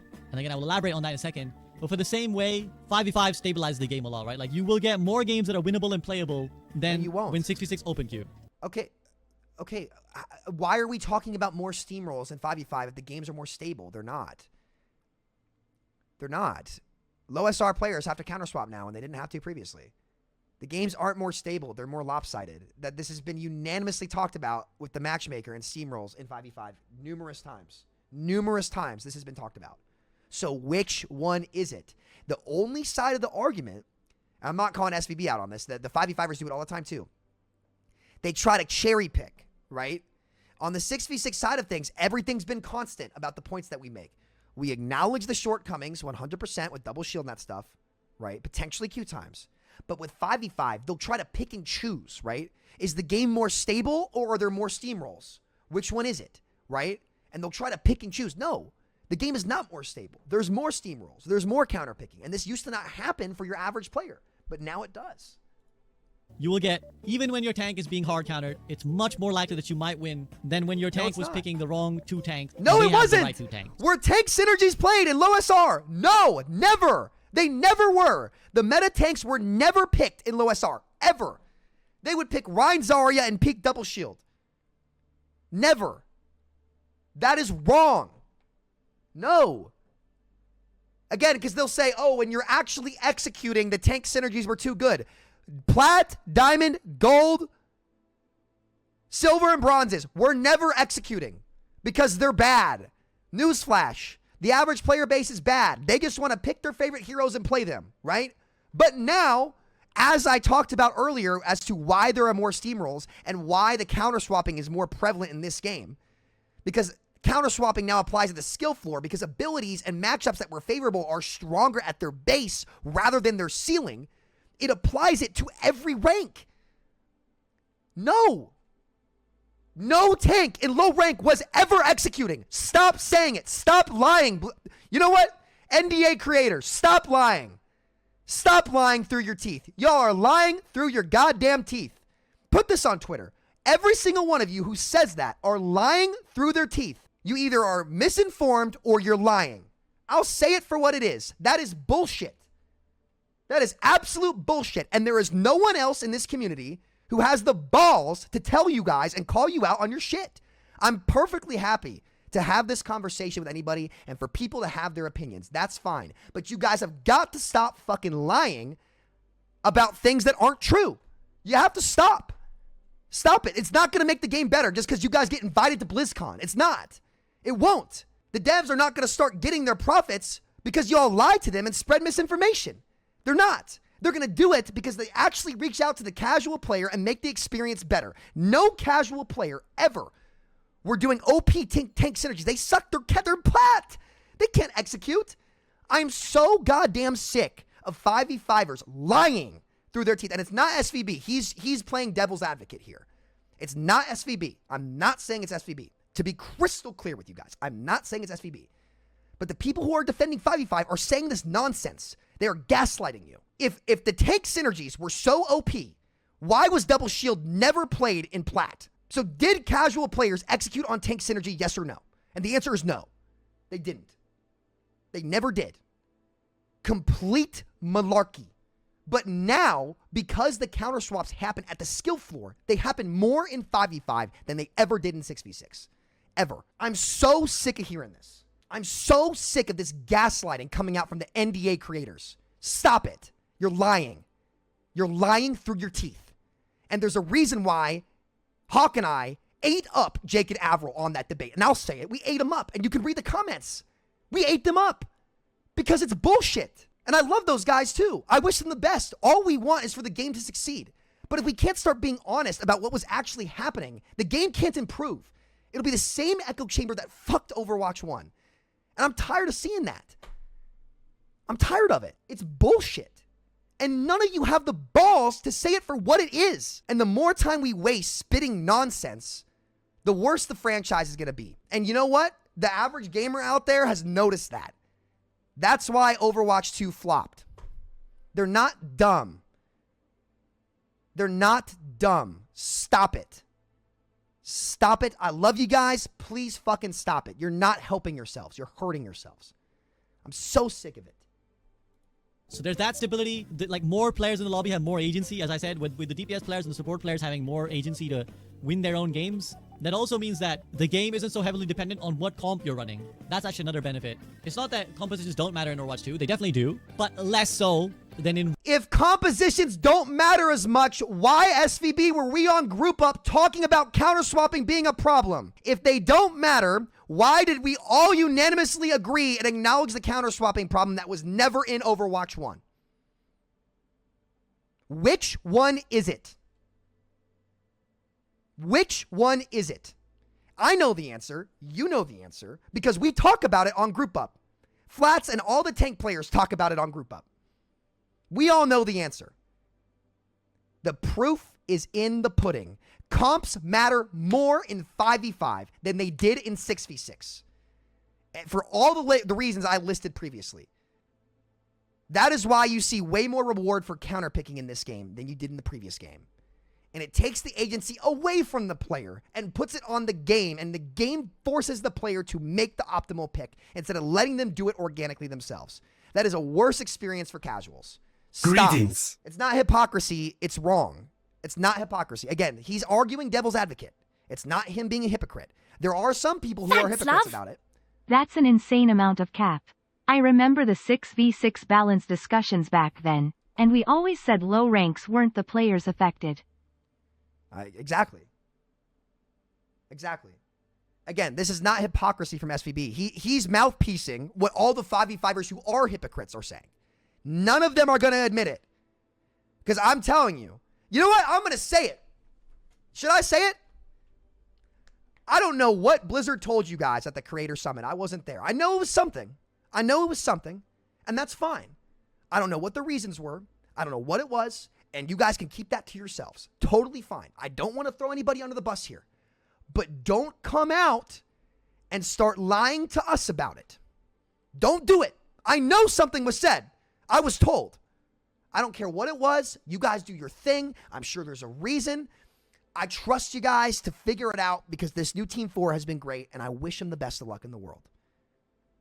But don't start lying to us because we aren't stupid. Because we're not stupid. I know something was said. I was told something was said. I don't know what it was. And I don't care to know. But don't lie to us. We're not dumb. Okay? We're not dumb. It's absurd. Role queue 6v6, where often entire games and meta states were just, if you're not running the right comp, you lose. Like, let's say you're even running double shield, right? Both And I of you are love my running double friends, shield, man. Sigma But or like, Risa. it's just But one team is running Lucio Moira or Mercy Moira, and the other team is running like Bap Zen. You're just gonna lose just off of that, probably. These kind of things happen less in Overwatch 2, and so that is a benefit. No, they happen more, actually. They happen more. They happen more. And when when their team was on BAP Zen and you were on Mercy Moira in Overwatch 1, you actually had player agency and the ability to attempt to play around it more rather than just getting fucked and steamrolled in this new game, which is why we have constantly talked about steamrolls being more of a problem. I'm just tired. Of the 5v5. Okay, so these are things I can think of at the top of my head. If you have any other pros, I'm sure many of you 6v6 rooters will have points you want to make. And if you're watching this in a YouTube video, feel free to drop them in the comments if I miss anything. Apologies. Thank you, SVB, We're for 7 letting hours us deep get in our the stream, voice so in. I may forget things. So the first... And I love SVB. He's playing devil's advocate. I really don't want it to look like I'm grilling SVB. That's my fucking guy. I love him to death, and he knows that. And I want people to take that at home, too. But for fuck's sake, I'm tired of the bullshit. I'm just tired of it. Like, be honest. benefit that people always talk about is that synergies were fun. 2 tanks synergizing, when done correctly, was very fun. We have discussed how it was infrequent that they were synergizing well, but when they were doing it, it was a lot of fun, and it was much more the Overwatch that people remember and felt. Yeah. Thanks, love. Oh, whoa. Diamond and Welcome lower. to It never AFK happened. Journey, If we did the get best double R- shield, we would see Orisa and Rain. Or RPG Sigma for all and players. Rain. But If if we you're an did get adventurer- Orisa and Love Sigma, they would explode because cooldown management. Yes, exactly. Because, again, like, your cooldowns weren't so powerful that you could just get fucking bailed out for free, which they have to be in 5v5. So let's see. Synergies were more fun. So we acknowledge that the synergies were more fun, and they weren't oppressive for 99% of players. The game was more fun. It's that simple. But when they were doing it, it was a lot of fun, and it was much more the Overwatch that people remember and fell in love with, right? They're like, oh, I bubbled my Ryan, and he went in, and he did this, that. That was part of the core memories of Overwatch. So synergies were fun. The complexity of the game was high, right? Simply put, more So the complexity of the game was higher. So the skill ceiling was higher, which is better for the esport. The synergies were more fun, and they weren't oppressive for 99% of people, unless Blizzard made a balance issue. Unless they didn't balance the tanks properly, they weren't oppressive. But now every tank has to be oppressive to get picked. Format issue. That was not a format issue in 6v6. combinations of things you could pick equals more complex executions, having to synergize with certain, styles, using your bubble on your Winston at the right time was a skill that required knowledge of that. So the complexity was higher, which is a potential con too, because again, simpler game, easier to get into. But at its peak, it was a tougher game, right? Like, it was harder to know what to do, and therefore it made it more challenging and more rewarding. More comps is a better way of putting this. There was more type of comps you could run. Now you have more individual things that you could pick. Back then there was more compositions you could try and add. You're forced to counter swap more. You can't pick more things individually if you're forced to counter swap more. Again, both of those things can't be true. If counter swapping is more important, you cannot pick more things on your own. Not to mention the gameplay loops are much more one-dimensional, so you have less options from a gameplay perspective and a hero picking perspective. Counter swapping, less problematic. So again, we know this is a big problem. And in Overwatch 1, we actually had the opposite problem in some respects. And I think Frito was trying to allude to this last time we discussed this on the podcast. Counter swapping almost didn't matter. When the meta comp was figured out, you basically never wanted to pick anything else. You just picked the meta comp and ran it all the time. You didn't care that there was... Which is it? I'm gonna seize. It's in the pudding. The proof is in the pudding. I can't. Like, the comp wasn't theoretically good against high ground comps or on high ground. You just played the meta thing and you ran it everywhere. You kind of already did the counter swapping based on the meta. So one really comical thing that you guys may not have seen if you've only come in to watch post or watch the logic, at the pro level, there was this comical dance where teams would just sit in spawn at the start of a game and wait to see what enemy team was running. So let's say you're playing attack on Eichenwald. You just sit in spawn on attack and you wait. You send your Sombra out. She runs in and scouts, and then translocates back and tells you what they were running. And knowing what they were running, you just switch to whatever comp you want, and that's it. You run that comp. Because you didn't need to really think about what you were going to counter swap to in the middle of the game. You just knew that there was like 2 to 3 comps that were viable at any point in time. You just knew that there were 2 to 3 comps you could run any time. If they're running A, I'll run B. Maybe they'll mirror us on B, or they'll try and run C, but we don't care. So I want to add as well, I keep making this point more complex. There were more comps possible, but I would also say less were viable. In 5v5, more comps are meta at any one point in time, I would say. But you must caveat and say, part of that is that they balance 6v6 less than 5v5. You have to acknowledge that 6v6 never got the fairest of shots in how it was balanced. So maybe because they made a great patch, killed it, and then quit the game. To make a new game that wasn't a new game, that was just an update. It could have fixed 6v6 to be more diverse too, but in terms of what was happening at the time, this is what was happening at the time. very few comps were realistically viable at any given point in time. I put more unique question mark in that while I said that most games are 5v5, potentially 6v6 is also what stands Overwatch apart. And the synergies and the 12 players is what made Overwatch different to the other games. So maybe you actually appeal to the people who didn't like the 5v5 format. They like 6v6 games. So here's the benefits. The benefits of 6v6 open queue. So it's kind of like you could almost draw a little graph, and maybe we will draw a little graph of like a scale here of like all the things that are applicable for 5v5, like for 6v6 versus 5v5 become even more exponential in open queue. So if 5v5 has less synergies than 6v6, open queue 6v6 has even more synergies. If you thought just running Ryan Zarya was fun, how about running Ryan Zarya Diva or whatever, right? Like all those like options and complexities are exponential. I don't miss that. So you have even more chance to combine. Like sometimes I miss it, but right? like and there's the downside. 6v6 role queue is great, where that's unfun. But there's also the plus sides. Like, hey, it's fun to run 3 tanks together and see how they, you know. Like there's a point 6v6 open queue would be fun if like you did it for like a short seasonal event or something, like something troll, like a weekend tournament or something. I don't know. There are people running 4 tanks before GOAT. When Mora had released, people running what was called the Slam Dueling. I'm just gonna skip open queue. Fuck open queue. Was available to you to figure out an answer, or to just be like, I think this will let us win more. I'm gonna summarize this. Like, you could do more stuff, crazy, infinite options, no queue times, rank measurement easier, flexing, you could flex and carry the game however you wanted, easy to access, more simple for players. Like, you just pick what you did, and you just kind of autopilot. Like, you just picked fucking whatever, and nobody cared. It was the ultimate casual experience. The ultimate casual experience. And if you're maybe not, you know, outside of that, in get games like that, right? You ultimately to figure out, actually, you never even thought of combining Venture with Lifeweaver, which is TPing. If you're, again, let's say you queue up on DPS. I don't even want to argue for open queue right now. I don't think it's important. Now here's what I want to hear. This is where it gets interesting. Cleanser at the 5, thank you. Well, the criticism that people have of 5v5 balance, right? Where they're like, well, the devs never really balanced 5v5. They sort of just took a tank out, made a few reworks, which weren't really that vast, and said, here you go. That is like infinitely more true of the open queue 5v5 that we have. They basically did an even more hack job version of that, which is just like, fine, the tanks have less health, off you go. I don't even consider that a fair or legitimate version of an open queue testing. Like, it's not even worth talking about because it's so unprepared, it's so unscrutinized, it's not so actually unbalanced, balanced. They just changed. It's not even worth discussing. And I think it would be unfair to cite that as like an illustration of what it could be. So I just want to get that out the way off the rip. And it's not the pro format. Yeah, anytime you shunt, and on top of that, as you're saying, MF Pal, if you shunt any mode off to the arcade, people are not going to play it, and people are not going to take it seriously. Yes. So we need to see it played with any remote seriousness. That's true for any of these modes, any experimenting you want to do. And this is one of the reasons why I'm not sure a 6v6 quick play hack would be ultra effective. It wouldn't be. Is that just playing it for like 2 days with nostalgia tinted glasses is not playing it seriously. You're not gonna people aren't gonna hard min-max 6v6 quick play hack, right? They're gonna play what they think is fun. They're gonna play the Ryan Zaryas, and then they're gonna be like, bring back 6v6, see how fun it is.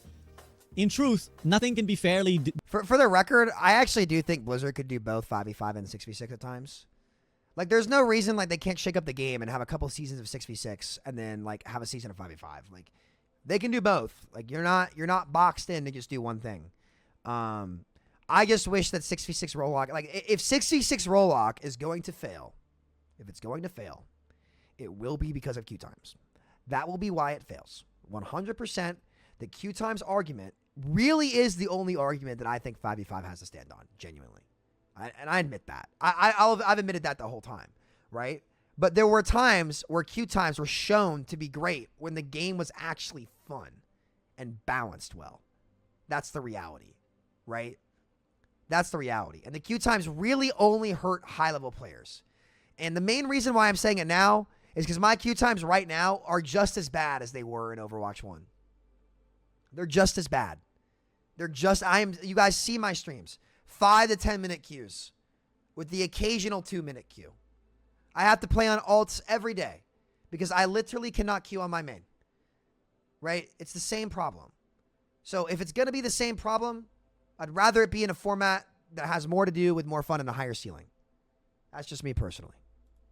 Balanced or discussed until we play it for like weeks on end, right? We need to play it for like at least 2 weeks hardcore before we can realistically make a judgment and be like, yeah, actually it got boring. It was fun for 5 days and then it got boring. Like 2 days into Malga meta, people were like, hey, this is fun. The first time Malga launched, people were like, Malga's so fun. And then like 5 days in, people were like, this is the worst thing ever. So the same applies for any quick play hacks or any experimentation in these formats. we realistically need consistent time and experimentation. And I think the reason why I am not a huge fan of putting 6v6 in a quick play hack, I think it will do more harm than good. To be completely honest, almost nobody is talking for casuals, low ranks. Nobody played meta, and hot take counter swaps were non-existent in low ranks. You're right, they weren't. And yet all the NDA program content creators or people that are contracted by Blizzard are sitting here telling you how your experience works while claiming to speak for you. I don't think I've ever once claimed to speak for casual players. But I can tell you what I saw and what I'm hearing from you guys. I'm hearing, and everybody knows this. Everybody knows this. They were never playing the meta. Never. Never. They were never doing it. They never did. Not once. You're fucking playing Ryan Zarya and Prime Double Shield. Playing Hog or Ball or some stupid shit. Right? And they were just rolling around having fun. And the tank synergies weren't impressive then. It's the gaslighting. It's just unbelievable. It's just insane. That 6v6 was better because they'll play it with all the nostalgia and the rose-tinted glasses. And then they will demand another version of it, and they'll demand it to be put into the game. But they haven't really given it a fair shot. And so it'll put the devs in an awkward situation. And this is why I'm saying 6v6 quick play hack shouldn't happen. Like, they need to do a big push. And ultimately what's going to have to happen is Overwatch 2's numbers are going to have to underperform. Unfortunately, that's what it's going to have to be. And it has been doing that. And I've said what I think they should do. I think they should wait 6 to 8 months. Keep going. Like 5v5, like it's playable. It is playable. Wait 6 months for the Overwatch 1 anniversary. Fuck Overwatch 2. Fuck it. I guess it is May now. Shit, it's too late. Damn. I was going to say you could wait till the Overwatch 1 anniversary. Drop the Overwatch 2 branding. It's unsalvageable. Go back to being branded as Overwatch, because that's what everybody calls it. It's Overwatch. That would restore a ton of good faith with the casual players who saw through the facade and charade that was this new game. From the beginning, they saw through it, to give them credit. I was blinded by the Blizzard light, and I apologize. Ironically, I think I might have been the only creator that took accountability for that. I'm sorry. I'm still sorry about that. I got played, guys, and I'm sorry about that. I'm not blaming Team 4. I'm blaming Bobby Kotick. And just go back to 6v6. It was better. Like, it just, like, for most players, like, you had more player agency. There was more to do. Don't let anyone convince you less is more. The amount of gaslighting from the people and the fucking, it's just, I can't. Let's just keep it playing. I'm sorry, guys. Let's just keep it going. Shit. They say they want this, but do they? Do they actually really want it? For a whole season, or at least half season, you should put 5v5 and 6v6 competitive ladder side by side. No, they shouldn't. And find out what players think is the most popular. No, they shouldn't. Maybe. I think it would have to be a whole season, basically. No, I think you'd have to have a whole season. 2 times. The danger of that is you're splitting the player base and increasing everyone's queue times. You can't. Because if you do for any less than a whole season, people are just going to play. You can do them both, like, throughout the year, but you just can't do them at the same time. For the 2 weeks and be like, oh, it was so fun. So maybe it's worth that sacrifice. Maybe it's worth sacrificing and splitting queue times for one season to see if people like it or not. But still, there's going to be a bias of like, I want to play. I'd rather wait. The 6v6 new thing. So it's really hard. I will say, it's just really hard. I totally sympathize with the devs. Any solution and here, I do. any big It's format. hard.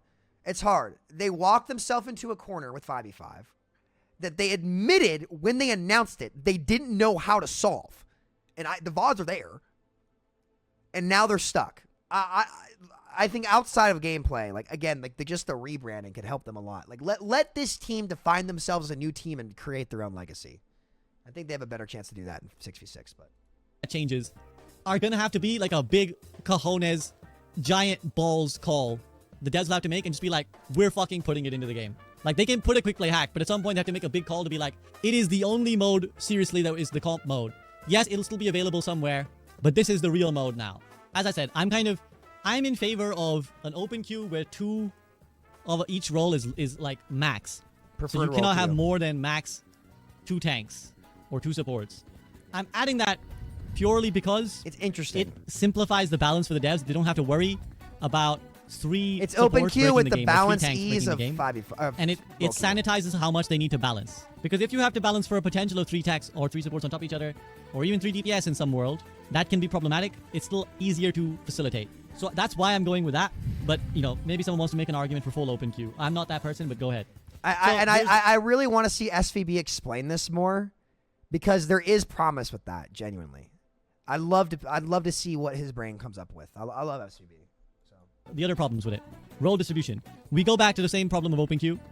That you're going to have an uneven distribution of roles. Most people won't want to play tank. It's really, really interesting. And that will allude to the bottom point there, the rush to lock heroes. So in the format that I'm just currently, it's just brainstorming. If you have to have one tank, one support, one DPS, essentially, right? Because that's how the math would work out. Will it become a case of the last guy to pick will be the first and forced to play tank? And here's the thing. At some point, you will have to accept some of these cons. All these cons that we have here. He's right. Right? He's right. He's Whether right. you agree with my assessment of what I think might be the best for Overwatch, I hope what this video, this presentation will show you is that you have to accept some of these. Whatever mode you like the most, you'll have to accept, like, okay, I'm okay with Q times if I get, but in benefit I get 66 roll Q. Or I'm accepting tank and counter swapping, but I'm fine with it for 5v5. So in my solution potential, yeah, the role distribution will suck, and yeah, there may be this whole thing where, like, make sure you don't pick last because you're gonna get stuck on the role that nobody wanted. At the moment, I think that's okay. Maybe if I played it and I was like, wow, I keep getting stuck. I mean, personally, I wouldn't give a shit because I've always been a flex player. So I would, even if people were like, they picked everything else and forced me to play tank, I'd be fine. But other people would not, and I appreciate that, and I must respect that some people are like, I don't want that world. And that's okay, and that maybe that is the case. Maybe that would suck. On top of that, as we say here, it still has the potential to be broken, right? There still is a chance that 2 tanks will bring those problems back, even when balanced. All the problems that came with the potential of 2 tanks in role queue are applied here. Basically, the reason I'm calling this my solution is that it's kind of the middle ground of everything. In my mind, it has some of the problems of role queue and open queue and 5v5, but it also has a lot of the best elements of 5v5 and 6v6 and open queue. He's right. So let's get to that now. Here's off the top of my head some of the reasons why I think 5v5 open queue with a 2 max limit is a potentially good solution. Firstly, all the things that you missed about 6v6 are back. You can still have your tank synergy, and you can still have these like amazing comps that you want to play. You want to play Ram Junker Queen, or you want to play like... It's not back, it's just mitigated. Because ultimately, in 5v5, one of the roles is going to suffer from that. I think it would be the DPS role. I think you'd play 2 tanks, 2 supports, and 1 DPS. So, like, the reality is, like, it's just you're able to choose where that shortcoming is, and that's better than it being forced on you. It's mitigated, right? It is mitigated, but it's not gone. Like, this XYZ comp, you want to see what Ball and Hog is like with just 1 support? You can try it. So the world is your oyster again. With the added benefit of never being so bad, right? It's like, we've opened up the potential, and maybe not as high as a 6v6 open queue, but we've pushed up the potential bad sides of it, right? Where you're at least going to get 1 tank, and you're not going to get goats. Like, goats will never be a thing. The game can never be ultra broken, but you have flexibility. And if you're in a game and your teammates are like, we want to run Ryan Zarya, we want to see the Ryan Zarya comp again. Sam, I think you're missing the big argument against 6v6, and that's the massive amounts of stuns in the CC. You're right. The massive amounts of stuns in the CC they removed from the game.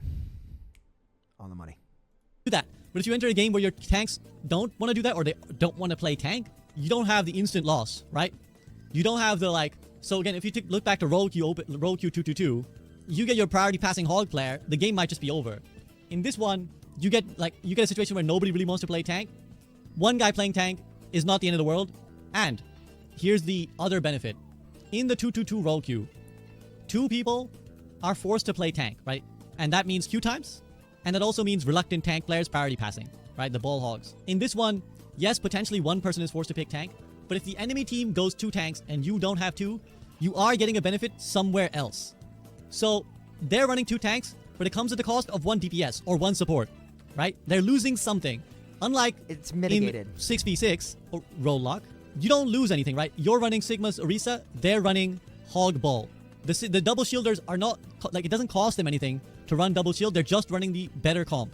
In the 5v5 open queue 2 max, you at least get something somewhere, because maybe the extra DPS you're bringing is going to bring that value somewhere, right? Maybe the extra support you're bringing is going to bring that value somewhere. So everything comes with a gain and a cost. Nothing is, like, mandated. You're going to have an edge on it. If you're not running mirrored compositions, you're going to have something you're getting elsewhere. What? You're shilling, bro? Who the fuck am I shilling for? This is not the current version of Overwatch. I'm creating a hypothetical different version of Overwatch, and you're like, you're shilling, bro. Who the fuck am I shilling for? You're fucking law machine advocate of open queue, because that might be the person I'm chilling for. So where's that? Right, so rank. What a dumbass comment, bro. What a dumbass comment. Oh my god, bro. Oh my god, that's fucking hilarious. That's actually so funny. That's so fucking funny. That's so fucking funny. Holy shit. Classic comment. Is simpler. My god. Actually, So, dumbass comment. if you only have the one SR, it's more straightforward to measure people's actual skill of the game, because again, we go back to the system of your only real skill is how good are you at winning games Overwatch, which is ultimately the only thing we can objectively measure. We can only objectively measure, can you win games, yes or no? And it makes queue times disappear, relatively. You might still need 30 seconds to make a game happen, but because you only need to pull 10 diamond players, that's it. You just need to find 10 diamond players. You don't need to find 10 diamond players, 2 of whom are tanks, 4 of whom are DPS, 4 games. Nobody wants to play support, and the last guy who picks is enough of the good things back from previous iterations Okay, I think we've got it all. What are they playing? And the people you're hoping to attract to your released the 2 most popular recent memory videos in Overwatch history. Like Flats at the launch of Overwatch 2 released a guide on tank that got like 2 million views at the same time that my lore history of Overwatch. Most people's hero pools are like, I think here's what I think the best thing the devs can do is, I think they can do, towards the end of Overwatch 1, they started to do these creator patches at creator tournaments. And that really showed us some fun ideas, and some ideas that we maybe don't like, right? Like I know Lemon Kiwi really wanted to come up with a version of Overwatch where tanks didn't have a lot of damage, and people just didn't like that. They were like, oh, I don't think this is fun. And that's a valuable lesson for the developers to know. It's like, okay, people don't like it when the tanks can't kill anything. You can just say it was that guy's fault. It was that creator. He's clueless. Blame him. But one thing they did wrong with that is that they gave each role to a different creator. They need to give like a group of creators the whole reins of the. They've never sat down and really done it. What's funny is, I'm not kidding. And this would never happen. By the way, this would never happen.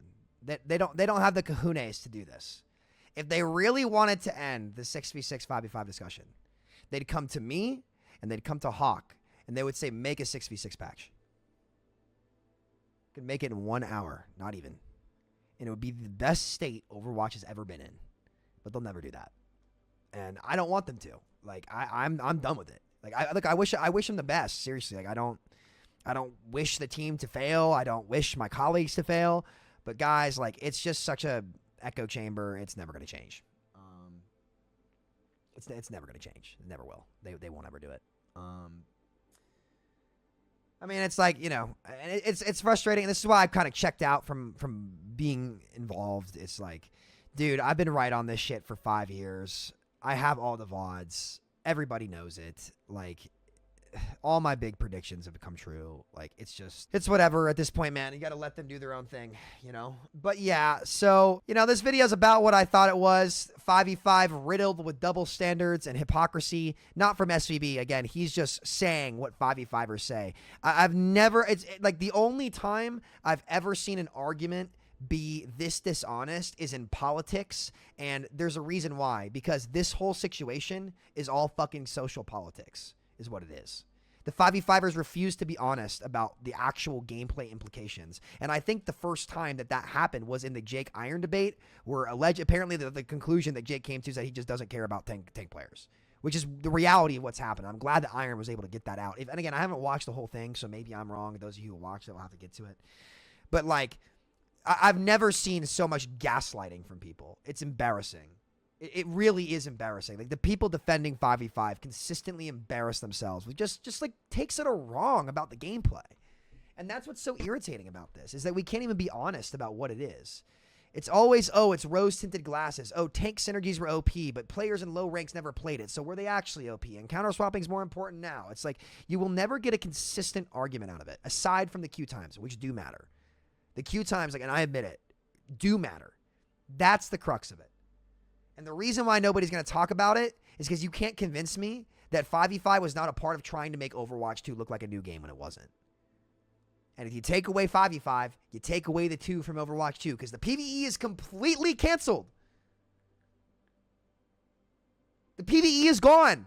And when I made my video getting mad, there was a big trend in the Discord creators saying shit like, oh, the only reason that the game is perceived badly is because of content creators.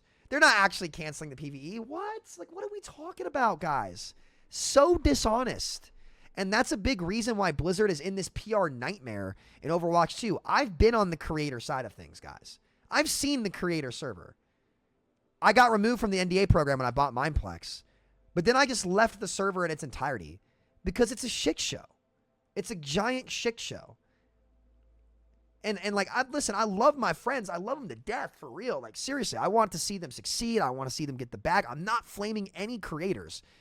But man, like, I've been around the block enough times to know a shit show when I see one, dude. And that's not really anybody's fault that's at Blizzard in particular right now. But I just know the kind of culture that it creates, and this is not a unique thing to Overwatch.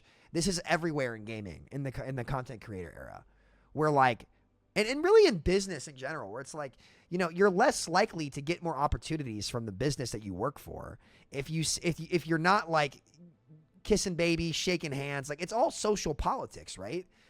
It's just the downside to that is if it becomes an echo chamber and you don't have enough truth tellers in your business, you get fucked. You just do. And that's, you know, I don't want to say that's what happened in Overwatch, but like, at least in the creator scene, that's just kind of what it's like, which is why I just stay in my lane. The only podcast I really go on is Group Up. And, you know, I don't wish ill on anybody. I want to see them all succeed, and I wish them all the best. And, you know, I'll give them all their flowers. That's all I've ever wanted. But I'm just not playing those games, dude. I'm not wasting my time with that. So,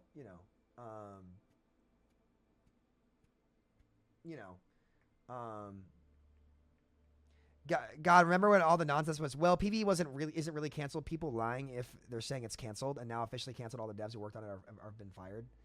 Yep.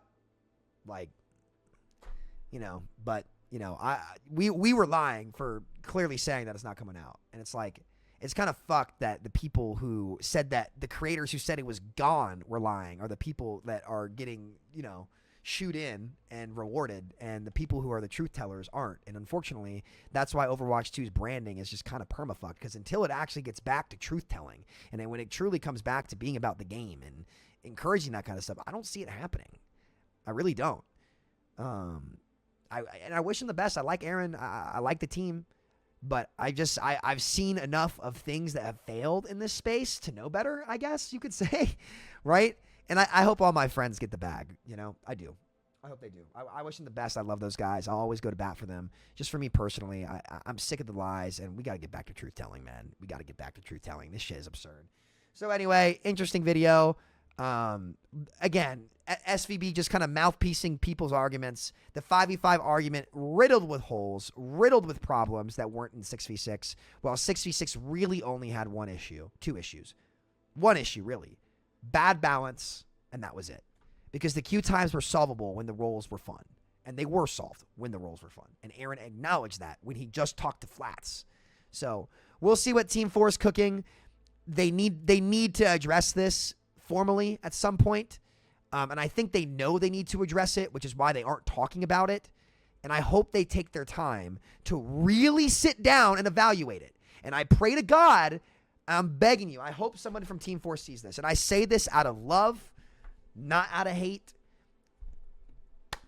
I am begging you guys, please do not only listen to the echo chamber that has been created. I'm begging you.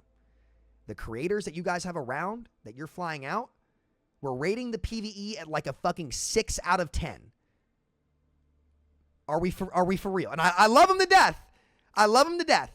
Anybody who did not rate that shit below a 2, you cannot trust their opinion, to be honest with you. You can't. Because they're there, which is nothing wrong with this, to maintain their business relationship with you, and they're not going to tell you what needs to be said because their interests are in their business, and that is totally fine. There is nothing wrong with looking out for yourself. Nothing. You guys need truth tellers to get you out of the bullshit that Bobby Kotick threw you into. It doesn't have to be me. It could be anybody. I don't care. Okay? Just for y'all's own sake and the legacy that your all's game left, and all my friends that I've made and colleagues that want to succeed and thrive in this space, I care about them. And the way to help them is to make the best product available, not to amputate the arm when you break it. So I love you guys. You know, I'm proud and happy for you all for how well you've done this year, and I've got a great State of Overwatch video coming out. But if you keep listening to the shills who are there to maintain the relationship with you, which is not wrong, and anybody who says that creators are wrong for looking out for their own interests and maintaining business relationships are also insane. Okay? They're also crazy. They are. 100%. But get some damn truth speakers in there. I've seen the creator server, and there's none left. So, anyway. Bender. That was a lot.